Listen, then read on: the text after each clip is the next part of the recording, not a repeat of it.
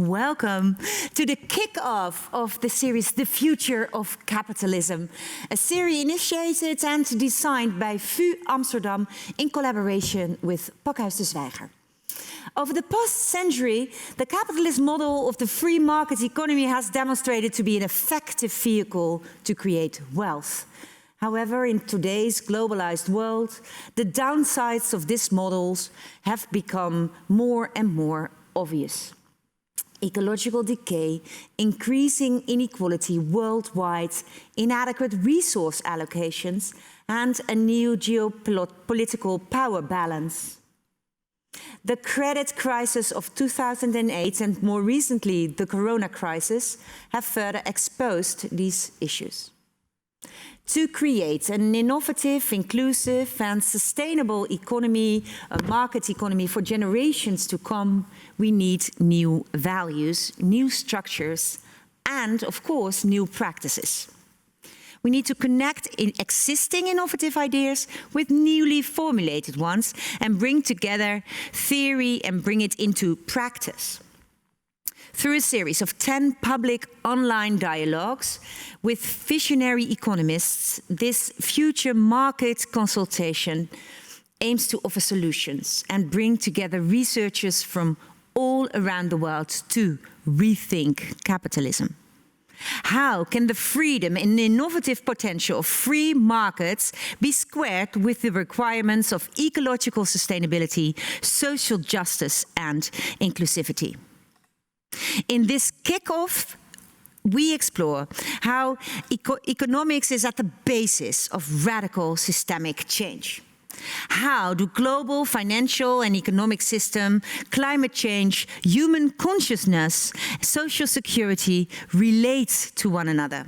How do these systems interact? And most importantly, how can we, without discarding capitalism in its entirety, transform them fundamentally?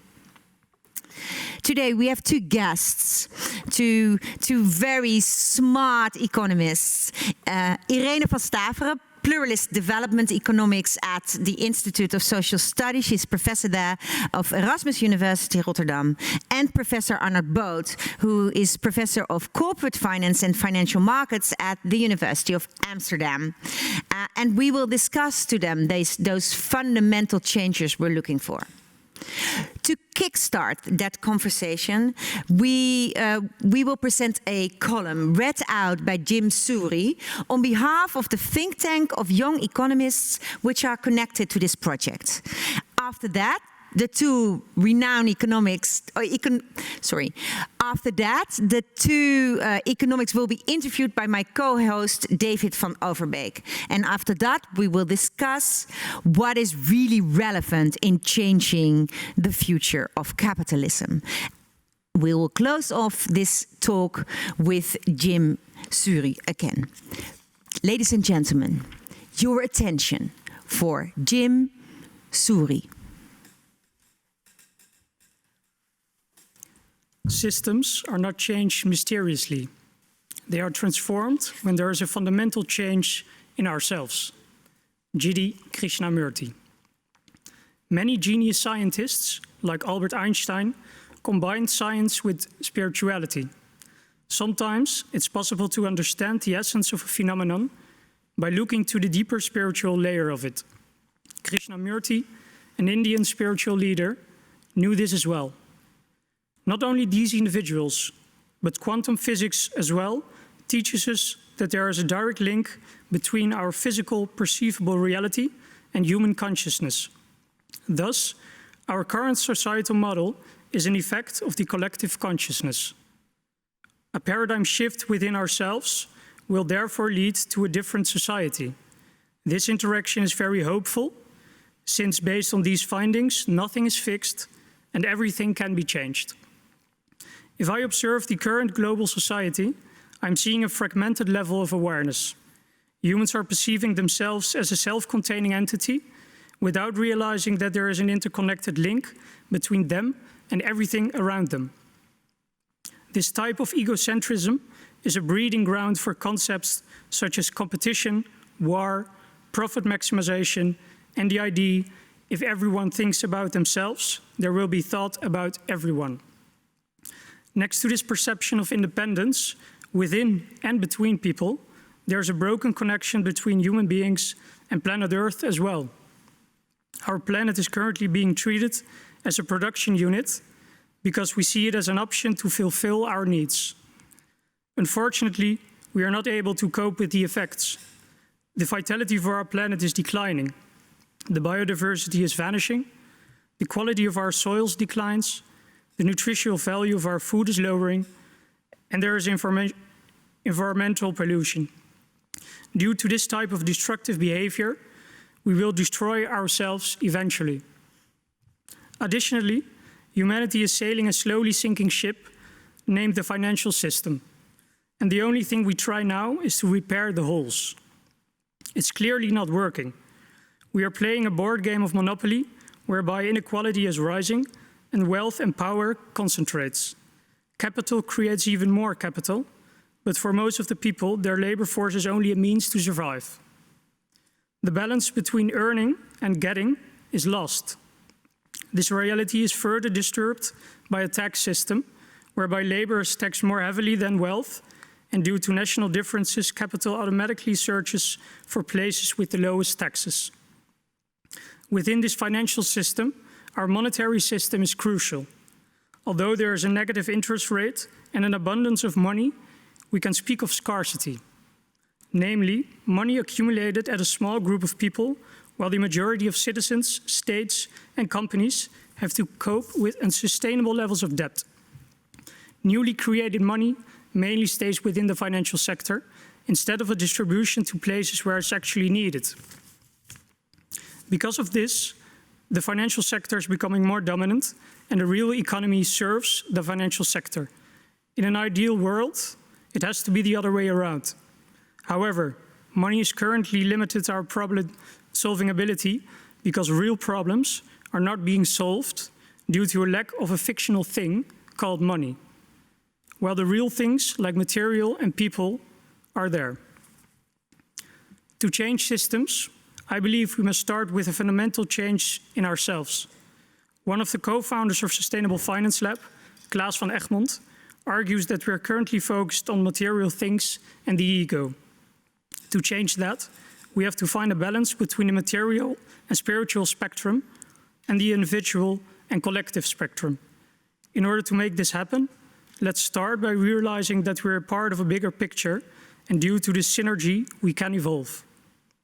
Consequently, we can pass through a positive transition where we work together via global cooperation instead of working against each other via competition. Some centuries ago, humanity appeared to be capable of modifying our moral compass in favor of all. For example, we abolished slavery and child labor.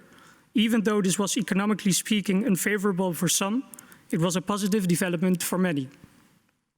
In the more recent history, you can also see a fundamental paradigm shift. Last April, the chief editor of the Financial Times wrote that we must speak openly about the redistribution of wealth, basic income, wealth taxes, and more security in the labor market. These are signals which fit the current zeitgeist, because most of us just see that the current system is failing and there is need for something else. It's time to reset our moral compass again in order to create a global society model which benefits all living things instead of some of us. I'd like to close this introduction statement with the meaning of something which connects us all, namely the universe. Freely translated, it means all turns into one. My name is Jim Richard Surie, working for the Sustainable Finance Lab. Thank you all for your attention. Thank you so much, Jim Surie. Let's go to our economists and the interview. In the interview, and for that, I would like to give the floor to my co-host, David van Overbeek. Thank you very much, Natasha. Ms. van Staveren, thank you for being here tonight with us. In this series, we explore how economics is at the basis of radical systemic change. And I'd like to kick off with getting a grasp on the most urgent and perhaps fundamental problems with today's economic system. Today, we live in a capitalist society What do you think is the most common myth about capitalism, and can you debunk it? Yes, I think there are two myths about capitalism. One, that we need capitalism in order to sustain our well-being, and particularly also to allow the well-being of people in developing countries. And again, there's another myth that the only alternative to capitalism is communism. And a state-run planned economy. And well, for this, we know how this ended. And of course, we should not want more of that. So what I would like to see is that people don't confuse capitalism with markets, or capitalism with well-functioning, effective markets. The interesting thing is that capitalism is an economic system in which the market dominates, but went completely out of balance with the coordinating supportive role of the state, the redistributive role of the state on the one hand, and with the role of communities on the other hand. So the market dominates. And I think the important insight, once you see that, is that we can have a very different economy that is not capitalist, but that still relies to some extent, to a large extent, on markets. So we can have a market economy that is not necessarily a capitalist economy. All right. So why do you think that most people believe that a capitalist society should automatically go hand in hand with a market-sized society? Well, that relates to economics as a science. When Adam Smith wrote about the role of the market, capitalism was developing, was emerging, but actually the system of feudalism was still very strong. So Adam Smith argued against feudalism and favored the role of markets. 100 years later came Karl Marx. And in his days, we've seen the downsides, the negative effects of a market economy that turned into a capitalist economy. So, yeah, what we can learn from that is rereading Marx's book Capital. I did that 2-3 years ago again, after I read it the first time when I was a student. I must warn people, it's terribly boring, it's badly written, full of repetitions. But what I decided to do is to read it between the lines. And then I discovered that it's not private property that is the major culprit of capitalism going wild, but it's two other mechanisms that characterize capitalism. So Marx mentioned two key characteristics of capitalism, which we can change without having to say goodbye to markets. So actually, I think it's a very optimistic way of looking at the problems of capitalism. So these two mechanisms. One is the asymmetry between capital and labor. Capital hires labor, and it's never the other way around. The other asymmetry, Marx compared the exchange in a general market, markets as we know them for thousands of years, that start with a good. So you start with a good. For example, you have an apple tree and that provides more apples than you can eat. So you start with the goods and you want to offer these additional apples to get something else in exchange, a good that is valuable to you, and so on. So the good is central, and that automatically, such exchanges automatically lead to mutually beneficial exchanges. In capitalism, however, the whole exchange starts, the sequence starts with money, with capital. And that is invested in no matter what, as long as it provides maximum rents or dividends or whatever return on investment for the investor. So that may be through producing goods, but as we've seen in the analysis of the financial crisis, it's not through producing real goods and services, but investing in all kinds of fancy financial derivatives. So if we address these two issues, exchange not starting with money and with goods as just a means, but with goods and money just as a means of exchange, and break through the asymmetry of capital hiring labor, then I think we can develop a market economy that is delivering well-being, much more equally spread, and it is also much easier then to move towards a more sustainable economy. Well, thank you very much, Ms. van Staveren. So if I understand you correctly, there's a way of reading Marx without leading necessarily, which doesn't necessarily lead to communism, and from which the insights from Marx we can still use today in today's economy and in the way we think about economy. Right, yes. So one could say that change starts with the way we look at the world, and our worldview is obviously shaped to some extent by the education that we receive. And you, as a pluralist economist, have been vocal about the necessity of pluralism within the economic sciences. Why do you think that this particular neoclassical paradigm is so popular and so dominant within economics? And why do these insights, for example, from Marx, why are they so hard to find within economic sciences these days? Well, there's not enough time to go into all the factors. But once one paradigm has become relatively more dominant, then starts a kind of vicious circle in which you are locked into that paradigm, and so a self-fulfilling prophecy almost. When I studied economics in the 1980s, there was still Keynesianism in the university, and indeed I could choose subjects on Keynesianism. Marx was not taught anymore, but John Robinson was invited, for example, to Erasmus University to give lectures.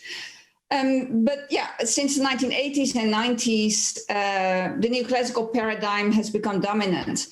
And the problem with that, with which we got stuck today, is that turned us blind and actually powerless and helpless to alternatives. When they are not taught anymore to students, then we deliver economists who have no idea about the richness of economic ideas of the past.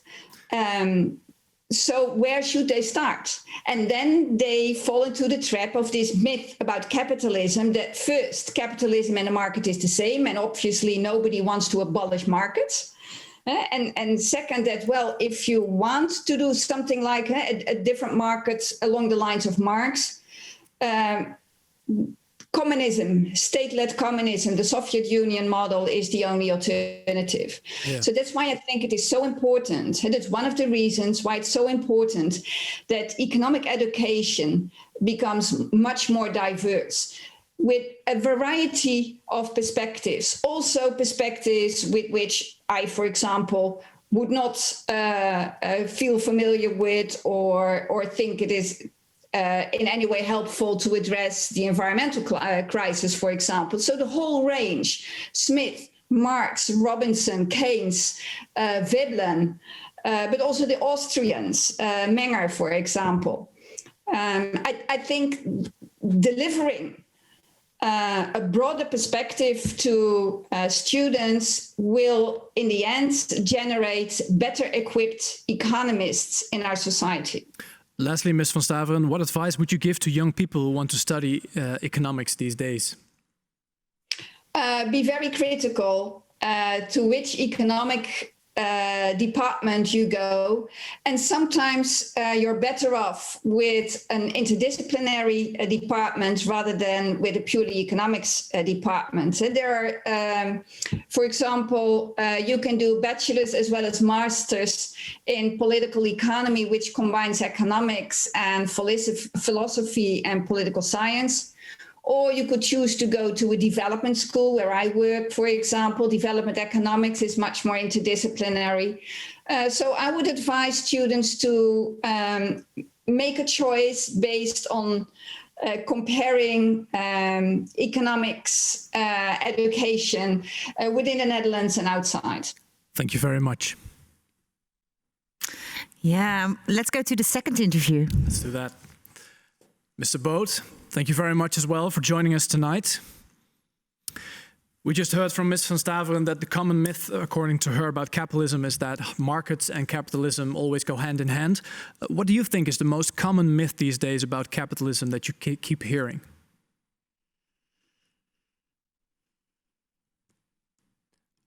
We can't hear you, unfortunately, Mr. Boot. You have to accept your unmute button. Accept. Yeah, okay. We'll start again. That's a new instruction. We are supposed not to do anything. Yes. Okay, so start your answer again. We'll start again with your answer. The most common myth is that any type of system, any type of system always has side effects, and there are always people misusing the system. And if it comes to capitalism, first the question is, what is capitalism? And in my definition, capitalism is about individual initiative, that individual initiative is appreciated, that there is private ownership, and therefore you also need markets, because once you start with an individual and you start with this private initiative, private ownership, you do need markets. But what has capitalism in the general notion of capitalism? What do we have in mind? We always combine capitalism with competition. That capitalism, contrary to state planning, communist system, if we put that to the extreme, in capitalism we have competition. In state planning, we do not have competition, and therefore, at least typically, you would really have to organize it. We don't have competition, and therefore, a capitalistic system is more efficient. That's the common notion. That's a common notion of people that defend capitalism. Yeah. But what have we seen in the last 20 years? That the core purpose of corporations is to reduce competition, to prevent competition. And once competition is no longer part of the individual spirit, private ownership, the market economy, if you kill competition, then it means that you have people that do rent-seeking and they can misuse their position. So I find this element of competition absolutely crucial. And the second thing to emphasize is that capitalism, nor socialism, by the way, says anything about fairness, about distribution. One of the most famous laws that we have, or theorems that we have, is the first theorem of welfare economics. And the first theorem of welfare economics talks about Pareto efficiency. And Pareto efficiency is that there is an allocation that you cannot improve on without making somebody worse off. However, this whole notion doesn't say anything about fairness, about distribution. So any type of system, whether it's capitalism, socialism, etc., you need to take care of other concerns like fairness. Thank you very much. So where do you think that this emphasis on competition within capitalism comes from? Because one could say that it is perceived as a hallmark of what it means to be a capitalist society. That's absolutely true, because that's the if you talk to the mainstream American industrialist, he will always say the capitalist system is best. You know what? Whoever comes with an idea, and if that idea is superior, he gets the market. So the capitalist system leads to, via competition, leads to innovation, etc., etc. And that's precisely what we have learned the last 20 years in particular.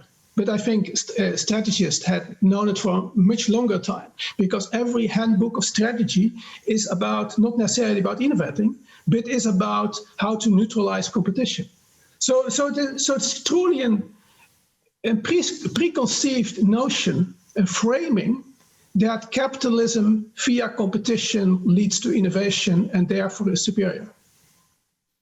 Now, it can be said that financial markets are increasingly more important in the way that we make decisions. And taking your notions from competition and capitalism with respect to the financial markets, you could say that within these financial markets there is a lot of competition, but at the same time, the banks and other financial institutions hold a certain monopoly over the way that money gets transferred around the system, etc. What do you think about that? Do you think it's a good idea? How do we actually kind of tackle that monopoly of the banking system? That's a very good question. Maybe one step back. Do not interpret my comments as being anti-capitalism. My comments are very much about how we should take care of whatever system we have. And we know that a state-led system, a top-down state-led system, has enormous disadvantages, inefficiencies. Therefore, I rather start with the private initiative of capitalism and try to improve that system. With respect to the financial sector, a few dimensions are reinforced in a sense in the financial sector. First, and that just to be very critical of the current financial system, if in the current discussion, because of the difficulties that European banks had over the last 15 years, European banks are currently being talked about as being zombies, having very low value, being very inefficient, etc., etc. And then very often people point at the US, because US banks have a much higher market value, meaning the value of their stock, their shares, relative to what they own. And it's being interpreted as US banks having become much more resilient, having become much more efficient, etc. And here you can have the same story. US banks have done rent-seeking to the ultimate extent. And what's rent-seeking? Rent-seeking is literally that, particularly in the last few years, it has been further fueled, is that consumer protection in the US is very weak, which means that US banks basically have been able to sell financial products in the most negative interpretation to the middle class, let them eat credit. So they have been able to sell financial products at very high cost to the general population. And they have been able to do that because there was not a counterweight against the market power they had. So this is extreme rent-seeking, which we have seen in the Dutch market as well. But in the Dutch market, we saw it particularly in the insurance industry, where life insurance, we called it in Dutch woekerpolicies, where 7.5 million life insurance policies have been sold to the Dutch population with an implicit cost structure that went up to 40% of the contribution. So 40% of the money that was supposed to be invested for the customer was not being invested, was taken away as cost. So this is what you call rent-seeking. And that we have seen in the financial sector. We have seen that to an enormous extent. European banks currently are much more scrutinized, so they have much more difficulty, but they have lost trust of society. So the financial sector has a very difficult time. And if I give the interpretation over the last 30 years, what has happened, finance has become an activity for itself.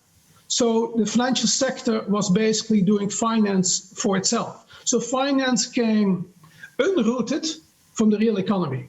So it was no longer facilitating reallocations, allocations in the real economy, which is the whole of finance, but finance became leading. Finance basically was overruling the real economy and disturbing, therefore, the real economy, because finance can be very short-term oriented.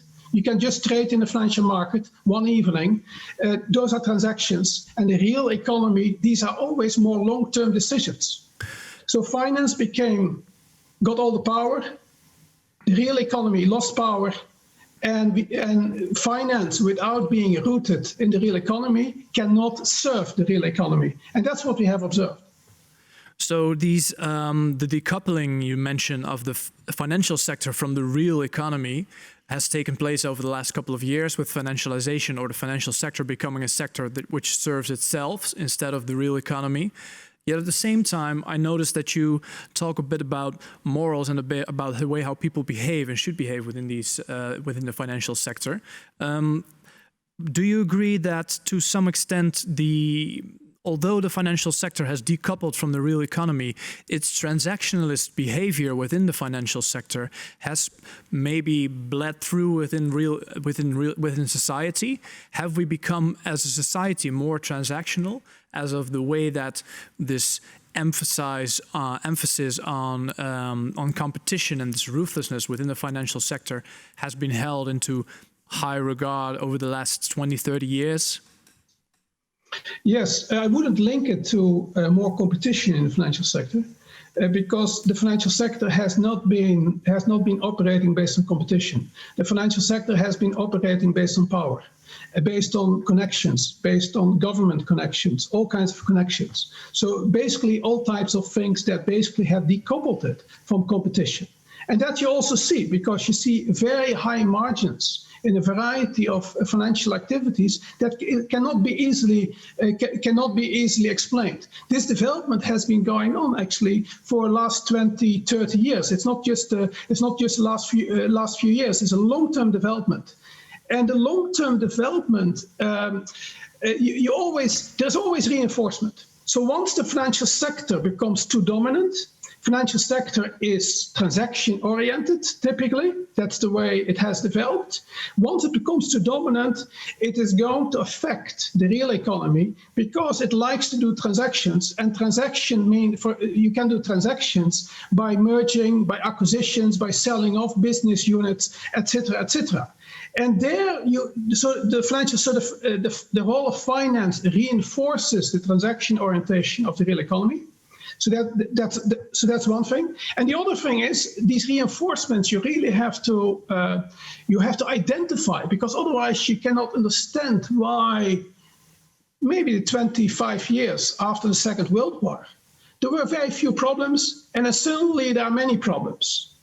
And what happened to finance? So people will say, oh, there was deregulation starting in the 1980s. But the deregulation didn't come out of nowhere. Typically, deregulation is a political process, and it follows forces in society. And one of the important forces that we have seen in the last 25, 30 years is information technology, the role of information technology. And one of the prime things that information technology does is it facilitates markets, particularly also financial markets. You can trade anything, any moment. And the same applies to business units. You can easily sell now business units in the real economy. So being able to transact, and transact is all short-term oriented, leads to pressure because the finance people want to have more transactions, also want to have more transaction in the real economy, and technology has facilitated it. And given the technology, the regulation became outdated, and it was being reinterpreted as we need deregulation. Thank you, Mr. Boot. We will now proceed with Natasha, and we'll come back to that later. Thank you very much. Yeah, let's go back to Irene van Staveren. So both of you have sketched the problems you have with the notion of capitalism and the way it functions at this moment, which also hopefully gives us as moderators kind of an agenda to talk with all these leading economists around the world, which we will interview the coming weeks.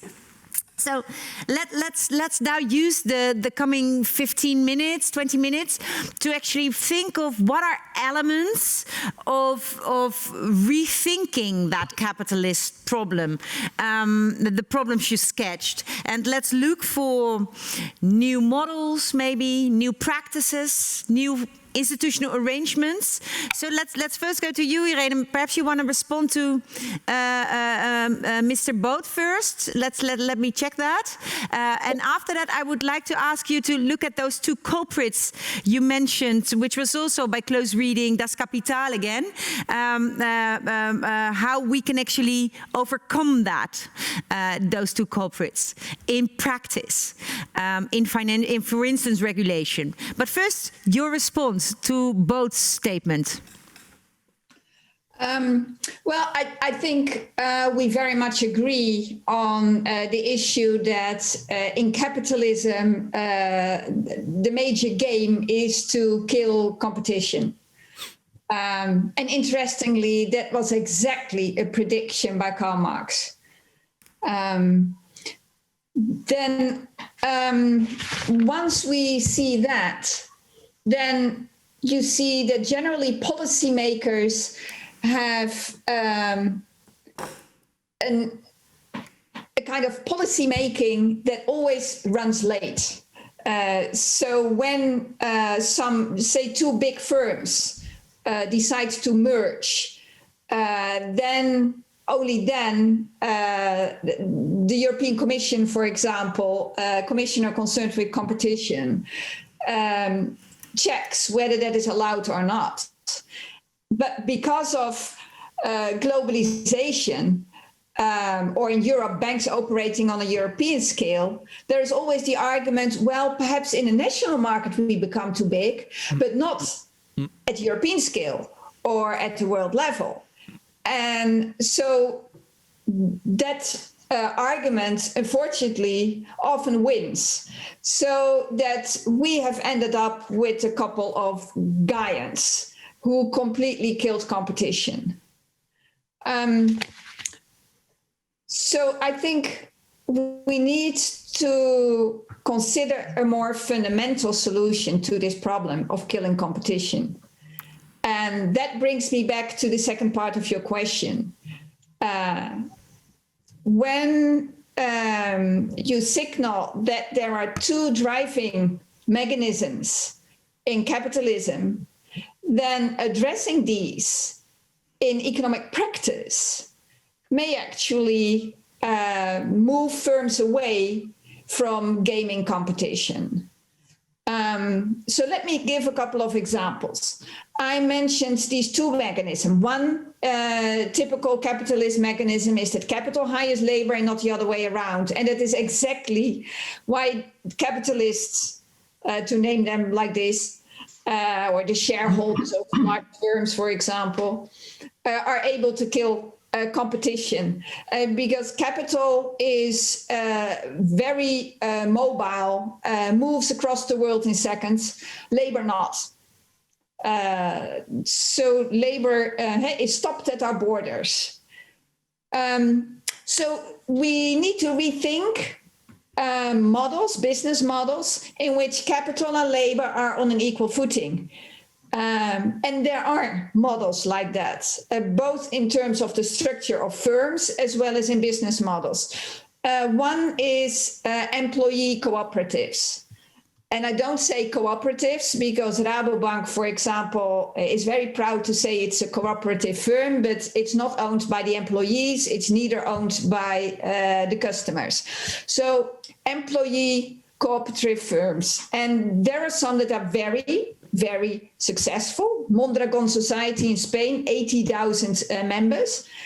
They also tend to be more resilient during crisis. Of that, Rabobank is to some extent an example. But also consumer investment cooperatives. Think about the wind energy cooperatives owned by a neighborhood, a village, a city of Copenhagen, for example. Second, business models in which the shares are not publicly tradable, but they are under the stewardship of a separate entity that guards the mission of a business, the steward ownership model. Triodos Bank in the Netherlands is an example. Or what about the SEMCO model developed by Brazilian entrepreneur Ricardo Semler with a very horizontal self-management? Or finally, and obviously, state-owned companies. Not all state-owned companies, but state-owned companies with a long-term vision and taking a stakeholders approach. So there's already 4 different types of firms compared to the standard publicly owned firm, for example. And then, of course, Irene, the question is, if that asymmetry between capital and labor, if you think that is one of the basic problems of capitalism as we know it, and the consequence of that, for instance, is the killing of competition, and these 4 alternatives you sketch, you say, yeah, it's an alternative for what we find normal, right? The publicly owned company or the shareholder companies. How can we actually create that the future in which these kinds of companies are the norm, and these kinds of companies in which the balance between capital and labor is improved? How can we create that future? What kind of institutional arrangements do we need to change? What kind of policy, laws? Yeah. Well, as economists, we often think about incentives. And fiscal policy is full of incentives. Yes. So we might think of fiscal policies discouraging certain types of firms and encouraging others, which is actually already happening in some ways. So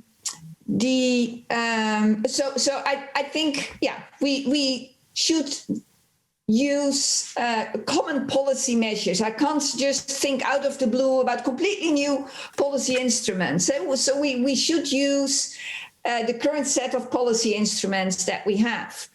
But perhaps if I may give some practice examples for the second driving mechanism of capitalism, that may spur creativity a bit more. So firms for which the commodity or the service is central and for which profit making is a precondition to exist in the long run, right? So a basic profit rate that allows a firm to sustain itself over time. Examples are sustainable energy firms. In the Netherlands, we have, for example, Pure Energie, which ranks number 1 for several years on the greenest energy supplier, but also Van de Bron, that brings together consumers and producers for energy. Circular economies are completely around the service of a good, so not the good itself, but you pay for the services. But also, when I think about agriculture, there are a couple of farms in the Netherlands, or groups of collectives of farms, where consumers come and help at the farm, and they pick their own vegetables from the garden, and they're kind of member of the farm. Okay, clear. But this is still a niche, right? I mean, we here in Pakhuis de Zwijger, of course, we have put all these initiatives many times on the stage, right, as an alternative. But how do they become a tool de force to actually create the change we want? And let me go to Mr. Boot. Perhaps he has an idea, because he also said we need to, well, let's say, change some of the ways we deal with looking at the economy, right? I mean, how can we, for instance, change the way the dominance of the financial sector as we know it, and make it much more balanced with the real economy activities? What kind of changes do you foresee? Yeah, let me add a few things to what Irene said. Yes. Let's be careful that we don't throw out the baby with the bathwater. And what I mean with that is I'm not defending necessarily the system today, but I do defend the notions of entrepreneurship, which does depend on private ownership.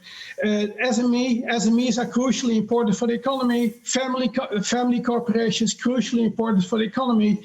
Are we going to say that there's something wrong with all these companies and that the labor that they hire should be co-owners of these businesses? No, there is no need for that. So we need diversity in the corporate landscape. Diversity. So sometimes co-ownership, mutual ownership, employee ownership is optimal. There are things that you can organize among yourself. Also, given the technology today. Technology today is very often interpreted as something that makes things bigger financial institutions, and that's possible because of technology. But that's only half the story. The other half of the story is that because the same technology, you can arrange in your own community, in your own group with similar interest, you can organize your pension arrangement because the same technology. So you can organize things among yourselves. And that's in a sense part of the economy that you want to have. You want to have the people, you want them to be involved. And how do you get involvement? And how do you get community involvement? It is technology can help you. And there are many types of things that you can organize in your own environment, like your collective pensions. Doesn't have to be done by a big insurance company. The big insurance company can be hired to do the back office, but how you organize it and the trustees you put in place to monitor your arrangements among your group, you can do yourself based on technology. So yes, grassroots, more involvement, member cooperatives, it's great. Wherever possible, do it. In many types of things, you will not do it. It's not a problem because that's the SME business. And if there is somebody with a great idea, let them go after it and let them hire a few people, etc., etc. That's how we get new businesses. With respect to the big businesses, there is one thing different today compared to the lessons of in the very early part of last century, and that's antitrust policy. Antitrust policy is crucially important. And Google and Amazon, these big companies get market power, and they have a public role. And the public role, that's the crucial thing, needs to be checked. There need to be checks and balances. That's why you have antitrust policy. And the same dominance that has given business basically market power, the ability to charge rents, has also succeeded in muting antitrust policy. So there are things that we can do without suggesting that we are on the wrong planet. One last topic I would like to raise is which was started actually by Jim Surie, who opened this evening. And he said, of course, if he looks at what the market economy, the capitalist system is producing today, if he looks at it, he sees inequality, he sees destruction. And he says, apparently it's not possible, if we look at the way capitalism is organized now, to stay within the planetary boundaries to create social justice. It's not solving real problems. So why do we have an economy if it's not solving real problems? Can you respond to that? Do you agree with that? And if so, what needs to change in the way we organize the markets, that they actually start producing more just results? You asked a question to me, yeah. Just that I don't jump into Irene's please, position Mr. first. Yeah. Okay. There is an imbalance. There is an imbalance, and that particularly also relates back to your question about finance. Finance, you need to have a pace in finance. Finance is too fast. It's too fast. And that also applies to the role of shareholders. If shareholders can get in and out at every second, there is no time element. It becomes a very short-term oriented type of approach. There is also no commitment in that case. And so we need to get more commitment. And what commitment does, it creates a longer-term horizon. And the longer-term horizon is precisely what we need to address issues like sustainability and climate, because those can only be addressed if we build in the longer-term horizon. And then we can start very simply in my country, in the Netherlands. The pension funds, which are semi-public, because there's a public system, but the pension funds are formally private, they have 2.5 times GDP as assets to invest. If they do not manage to invest for the long term and follow clear policies with respect to the environment, if they cannot do it, the situation will be hopeless. Because they have this money for the long term, they have a protected position in the sense that the money cannot run away, and they have a public role. So we have to mobilize these things in society that would put the right pace in finance. And there are several hooks we can link up to. And one hook is, for example, these pension funds, which in this country have a very dominant role. Irene van Staveren, what is your take on my question about that the results which this capitalist system is producing are clearly unfair and even destructive, as Jim would say? Yeah. I very much agree. That's why I think we need to have a very different economy that is not capitalist, but that is still based on markets, and a better balance between markets, the state, and including an effective antitrust policy, because obviously, if you look at the dominance of big firms, some big firms in some sectors like Google, Facebook, Amazon, Shell, Unilever, we don't have an effective antitrust policy. So effective government role and an effective role, more space for communities. And that is what you see, for example, in the community-owned wind energy and so on. I know it's small scale now, but I want to get away from the trap that a non-capitalist economy kills entrepreneurship. It's not true at all. A market economy stimulates entrepreneurship. So entrepreneurship, innovation is a characteristic of markets, not necessarily of capitalism. Yeah, thank you for clarifying your position. It's quite clear, and also it's interesting, of course, to see your vision next to that of Mr. Boot. Let's go back. Let's go to the closing of this session, and we've invited Jim back at our table, and of course, David and I are very curious. You started the evening. Did you hear things which were somehow answering your cri de coeur, I would say, in your column? Yes, I did. Yeah, I thought the answers of both people were very inspiring, and I wrote some things down, which I think can be thought for again. So it was said that we're out of balance, and I think that's the key here. Yeah. And I think we're kind of trapped in how we think about the system that we're living in. So most of the people think, like Irene said before, if there's not capitalism, you must have communism. But there are just a lot of other ways to think about how a societal model can work. And I also was inspired by Irene when she said, you have to start with goods instead of start with capital.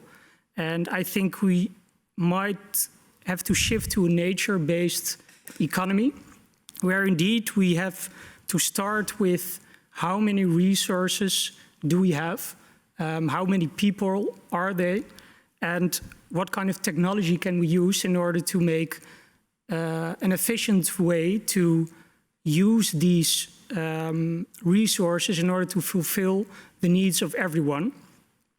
And the balance of labor and capital as well, I think that's crucial. There's a huge imbalance between the capital of some people and the labor forces of a lot of other peoples as well. Another thing that I thought of was the systems in education. So, for example, within my university study, I was also brought up to think about profit maximization or cost reduction. And for example, we just had to rethink about how to make a pasta machine.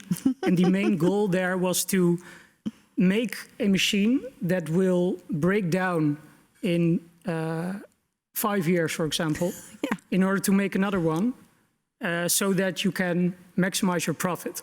But I think that's in a complete wrong way to think about. When did you do your studies? In what year this assignment was given to you? Which year? Is it like 10 years ago? It can't be because you're very young. 2013. Yeah, so 7 years ago, it was still very normal for a professor at an educational institution in the Netherlands to ask this question: design a product which breaks down in 5 years. It is, yeah. Okay, now just to know what the state of the educational system is, it's quite interesting. Yeah, and I also think when I look to the educational system, most of the courses are completely focused on rational ways of looking to the world. Yeah. But no arguments are made about how you really feel about it or your intuition. And I think that's also a lack of thinking, because a lot of students has to think in a certain set of way. But yeah, I think that's not an optimal way. Yeah. What, David? Yeah, I think that's very true, right? Economics tends to think about itself in a very transactional or very rational way, and but what I think I heard from Ms. van Staveren and Mr. Boot tonight is that there's also a requirement of other values, of things which are probably immeasurable, which cannot be measured, which cannot be rationalized away or dealt with in that fashion. So there are other notions which we have to take into account. And I was wondering, Jim, you started off your column with kind of a need for a paradigm shift, and you remained very hopeful at the beginning of your column. Do you still remain hopeful after hearing what Ms. van Staveren and Mr. Boot told us tonight? Oh yes, of course. Yeah, I think it's crucial to keep your hope. Otherwise, you can't fix things. Of course. Do you think it's still viable? Do you think there are viable alternatives that Mrs. van Staveren and Mr. Boot have brought to the table? Yeah. I heard some good ideas, but I didn't hear like a very simple thing about taxes, right? For example, Rutger Bregman brought it up at the World Economic Forum. I think it's a really simple way to redistribute wealth. Another thing I thought about was, if you redistribute wealth, you don't have to look only to your own country, but also the effects for other countries as well. For example, Africa is the richest continent on planet Earth based on the amount of natural resources, but they don't get the wealth from it. So, and of course, we in Europe do benefit from those natural resources. Yeah, but of course, I mean, they are now just looking at us. But of course, Mr. Boot already said it's not about fairness. These systems, for that you need policies, and of course the fiscal policies were mentioned a bit by Van Staveren. What do you want to give us, the group who's rethinking, but what should we emphasize if you're thinking about your column, this conversation? What should we research more into detail the coming 10 weeks? Yeah, that's a good question. Because the relationship, for instance, with continents like Africa is interesting, right? I mean, how do you create some kind of global relationship or moral fairness? I think we need to think about the effects of our own actions again, and because the world is so big and there are such a lot of people, it gets quite anonymous, so you don't really know what the effects are from your own actions. Yeah.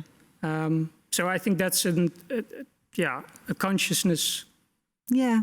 That was really clear in your column, that there is a relationship between your personal morality and your personal leadership and the way systems operate in, for instance, a capitalist market economy. Yeah, what struck me also from what Mr. Boot has told us is that there seems to be a necessity to break the power of some of these monopolies which have grown over time, these big firms. And perhaps what I would find interesting, if we could further elaborate on that in the coming 10 weeks, is maybe we need to also move beyond just individual morality and find some collectivist ideas in which we can break this power, because the power can only be broken as a collective and probably not on an individual level as a consumer. That would be something for me which I would find rather interesting to explore.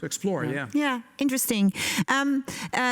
This is it. I would like to thank our fantastic speakers who are here through video conferencing in their own homes. Thank you so much for participating in this kickoff. Thank you so much for your inspiring kickoff column, and of course you, David. Thank you for your interesting interviews.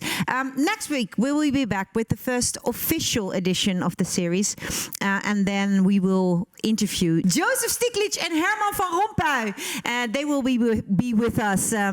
Find coming editions of these series online through deswijger.nl, and for more information on Future Markets Consultation, go to moralmarkets.org/Future Markets Consultation. Thank you for watching and have a great night.